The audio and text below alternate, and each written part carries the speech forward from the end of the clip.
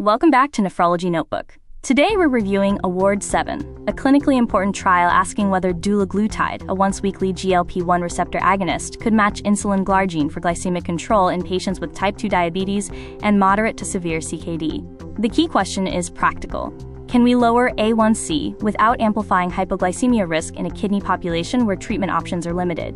AWARD-7 found that dulaglutide provided glycemic control similar to insulin glargine, but with important clinical advantages: less hypoglycemia, weight loss rather than insulin-associated weight gain, and a slower decline in eGFR over 52 weeks. The trial does not prove hard kidney outcome protection, but it gives us a strong clinical signal that GLP-1 receptor agonism can be useful in advanced diabetic CKD. Let's anchor this in a patient like Martha. Older, type 2 diabetes, CKD stage 3B, A1C above goal, and already on kidney protective background therapy. The dilemma is familiar. We want better glycemic control, but in CKD, the wrong intensification strategy can increase hypoglycemia, weight gain, and treatment complexity. AWARD-7 helps us think through that exact therapeutic crossroads. In advanced CKD, glucose control is not just about lowering A1C. Reduced kidney function changes drug clearance, insulin metabolism, and counter-regulatory responses. That means therapies that look safe at normal eGFR may become riskier as kidney function declines.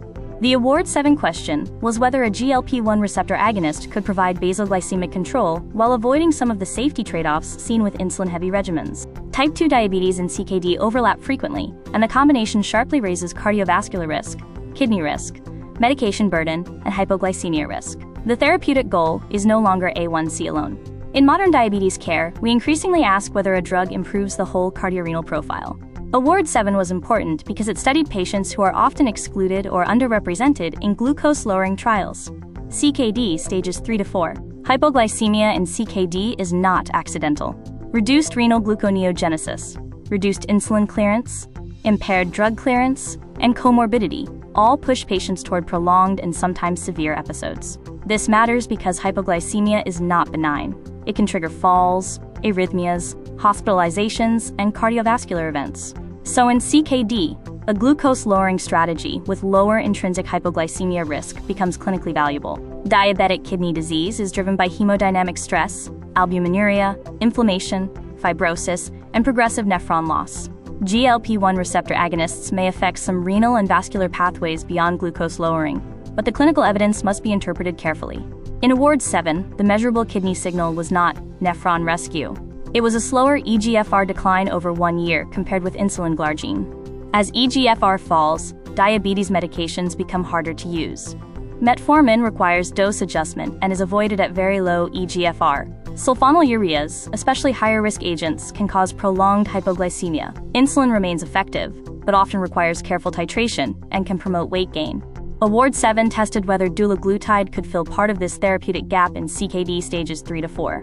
The ideal agent in advanced diabetic CKD would lower glucose, avoid renal drug accumulation, reduce hypoglycemia, avoid weight gain, and ideally support kidney risk reduction. That is a high bar. Dulaglutide does not rely on renal clearance, and AWARD-7 tested whether that pharmacologic advantage could translate into practical clinical benefit compared with a traditional basal insulin strategy.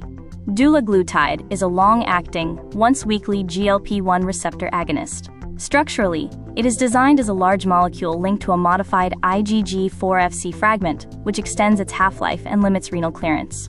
In AWARD-7, this mattered because patients had moderate to severe CKD. The trial tested 2 doses, 1.5 mg and 0.75 mg weekly, against titrated daily insulin glargine. GLP-1 receptor agonists increase glucose-dependent insulin secretion and suppress glucagon, which helps lower A1C with less hypoglycemia than insulin secretagogues or insulin escalation. Potential kidney-relevant mechanisms include effects on inflammation, oxidative stress, natriuresis, and vascular function.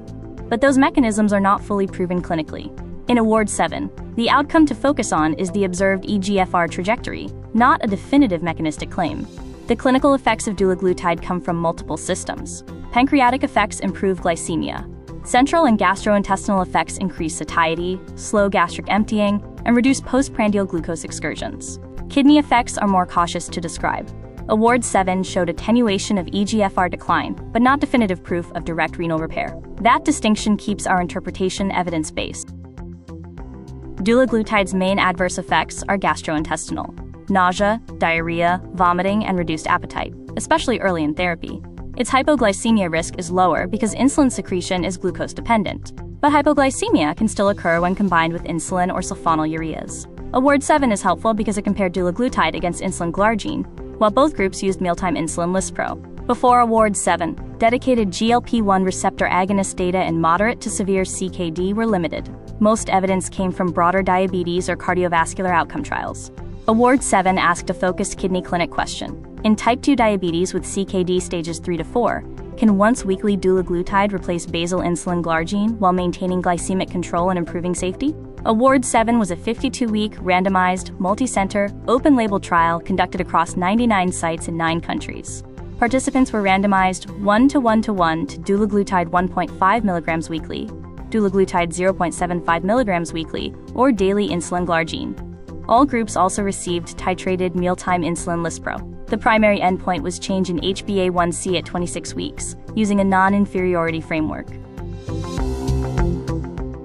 The trial enrolled adults with type 2 diabetes, HbA1c between 7.5 and 10.5%, and CKD stages 3 to 4.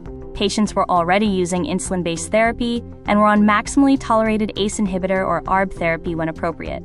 Importantly, CKD stage 5, dialysis, recent GLP-1 receptor agonist use, and DPP-4 inhibitor use were excluded.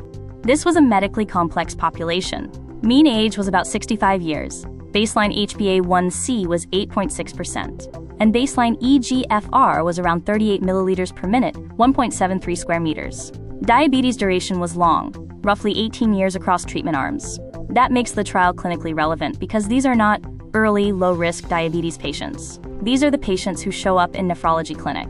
The comparison was not dulaglutide against placebo. It was dulaglutide against actively titrated basal insulin glargine, which makes the trial more clinically useful.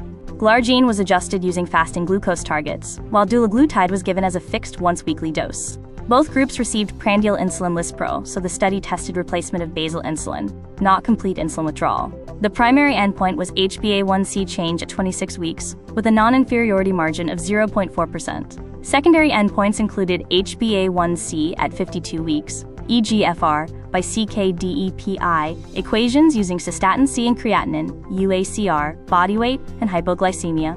That endpoint structure is important. Glycemic non-inferiority was the primary question. Kidney outcomes were secondary signals. At 26 weeks, HbA1c fell by about 1.2% with dulaglutide 1.5 milligrams, 1.1% with dulaglutide 0.75 milligrams, and 1.1% with insulin glargine. Both dulaglutide doses met non-inferiority versus glargine. The teaching point is simple. Dulaglutide matched basal insulin for A1C lowering in this CKD population without needing renal clearance. The kidney signal is one of the most important findings. At 52 weeks, cystatin C-based eGFR was higher in both dulaglutide groups than in the insulin glargine group, about 34.0 and 33.8 versus 31.3 milliliters per minute, 1.73 square meters. That supports attenuation of eGFR decline. It does not prove ESKD prevention, but it does suggest a potentially meaningful kidney trajectory difference. UACR decreased in all 3 groups. Numerically, the reductions were larger with dulaglutide, about 22.5% and 20.1%, compared with 13% with insulin glargine. However, those differences were not statistically significant versus glargine. So the clean teaching point is, AWARD-7 showed a stronger eGFR signal than albuminuria signal. Safety is where AWARD-7 becomes very practical. Dulaglutide had more gastrointestinal adverse effects, especially nausea and diarrhea, but less hypoglycemia than insulin glargine. Symptomatic hypoglycemia occurred at roughly half the event rate with dulaglutide compared with glargine. Severe hypoglycemia was also lower, especially with the 1.5 milligram dose. For CKD patients, that safety trade-off matters. The overall AWARD-7 message is not that dulaglutide is universally superior in every domain. The better interpretation is that dulaglutide achieved similar glycemic control, caused less hypoglycemia, promoted weight loss rather than weight gain, and attenuated eGFR decline compared with insulin glargine. That combination makes it a strong option for selected patients with type 2 diabetes and CKD stages 3 to 4. The trial's strengths include its active comparator design, enrollment of a substantial CKD stage 3 to 4 population, and protocolized insulin titration. Limitations are equally important. It was open-label, lasted only 52 weeks, and was not designed to prove reductions in dialysis, ESKD, or kidney death. The funder was also involved in trial conduct and analysis, which should be acknowledged. Clinically, AWARD-7 helps shift the conversation from how much insulin can we safely add to can we use a therapy that lowers glucose with less hypoglycemia and better weight effects. In the right patient, dulaglutide can be considered as an alternative to basal insulin escalation. But this decision still requires attention to GI tolerability, nutrition, frailty, and individualized glycemic goals. For Martha, the trial supports stopping a higher-risk sulfonylurea, reassessing her glycemic goal, and considering dulaglutide rather than simply escalating insulin. We would start at an appropriate dose, monitor GI tolerance, review home glucose trends, and reduce hypoglycemia-prone agents as needed. The goal is not just a lower A1C. The goal is safer glycemic control in the context of CKD. A practical approach starts with kidney and cardiovascular risk reduction. Optimize ACE inhibitor or ARB therapy when indicated and tolerated. Assess SGLT2 inhibitor eligibility, then individualize glucose-lowering therapy. When A1C remains above target and hypoglycemia risk is high, AWARD-7 supports considering a GLP-1 receptor agonist such as dulaglutide, before relying on more insulin or sulfonylurea exposure. 3 teaching pearls. First, dulaglutide is not renally cleared in the way many diabetes drugs are, so renal clearance is less of a dosing barrier. Second, AWARD-7 showed similar A1C lowering compared with basal insulin glargine, but with less hypoglycemia and favorable weight effects. Third, the kidney signal is best described as attenuated eGFR decline over 52 weeks, not proven prevention of ESKD. AWARD-7 shows that in type 2 diabetes with moderate to severe CKD, glycemic control does not have to depend only on escalating insulin. Dulaglutide matched Insulin Glargine for A1C lowering, reduced hypoglycemia, improved weight trajectory, and attenuated eGFR decline over 1 year. Thanks for watching Nephrology Notebook. Subscribe for more landmark nephrology trial breakdowns, and I'll see you in the next one.